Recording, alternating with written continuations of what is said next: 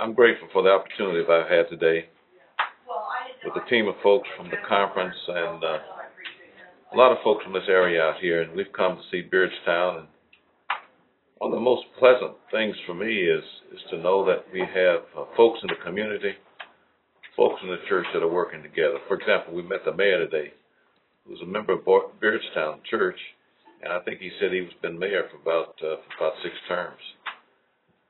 Secondly, I've met laypersons, men, women, who are trying to keep this town together, care for citizens, care for their churches, care for the businesses. We've been out, we've seen farms, we've seen the levee, we've seen so many things. It just reminds me of how God wants us to care for the creation that God has brought to us. I'm also here with the district superintendent. We talked yesterday in cabinet, and we heard a kind of a false rumor. We thought the levee had, in fact, been destroyed, and it has not. And so we're grateful for that. Doug, you have any comments, anything you want to share about our time together today? No, I'm just impressed with the work it takes to keep the levee up and the people who volunteer to do it. Yeah. Sarah Brown is our coordinator, and there are people who are trained to go into the communities. I mean, after the waters go down, and it's safe, but they will help with the cleanup and taking care of people. There are centers that they can go to churches where they can stay. So. Of course, obviously, we want you to pray. We want you to ask God. We want you to remember us and these towns in church on Sunday and through the week. Secondly, you know that we generally always have a general advance number through the general church if you want to offer some of the resources that God has gifted you with to help us in many, many ways, and you can do that. We've already received a $10,000 grant from UMCOR, so oftentimes they need to replenish those funds as well as, of course, be prepared to help us.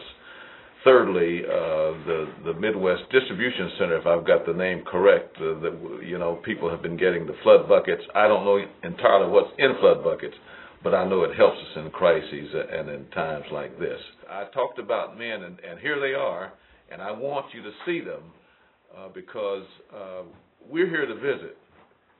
But they've been working night and day, and at least I'd like for them to at least just say their name. And one of the things that they've been doing to help us keep going and the church to keep going. So let me start with you. Can you give us your name and just something that you've been doing? Ron Blakeman, and we just are looking at the church every day, deciding on when we start moving stuff out and making arrangements. And right now we're just on hold.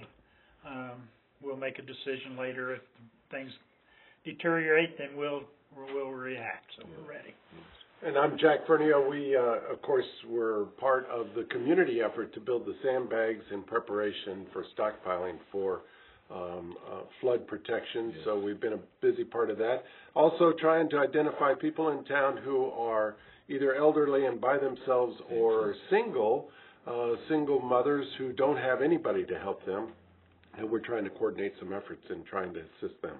I'm John Chambers. I'm the lay leader. I live out of town, but I've more or less just tried to be on standby and be available and make sure people had my phone number in case they needed any help. And you remember this church? Yes, right I here, am. or you not? Okay. Evaristo Rodriguez, and I'm a lay missionary for the Alamoine River District, and try to help people with the better language and Spanish, if available, and anything we can help for them. Thank you again for listening to us, and there are other towns across this state, same issues, same problems, same prayers needed. Take care.